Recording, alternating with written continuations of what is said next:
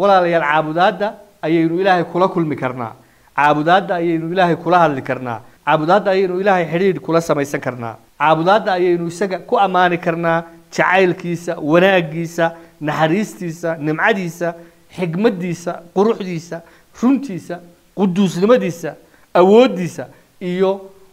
astaan kasta ama dabeecad kasta oo kale uu isagu leeyahay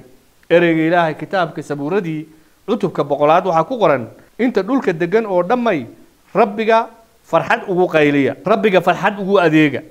oo hortiisa gabay la kaalaya ogaada in rabbigu ilaahay yahay waxa ina sameeyay isaga oo waxaynu nahay kuwiisii waxaynu nahay dadkiisii iyo sidii idihii daaqsintiisa isaga ugu mahadnaqa magaciisa amaana waayo rabbigu waa wanaagsan yahay naxariistiisuna weligeed way waartaa aaminimadiisuna tan iyo kaab marka walaalayaal caabudaadda dhabta ilaahay ma aha baqdin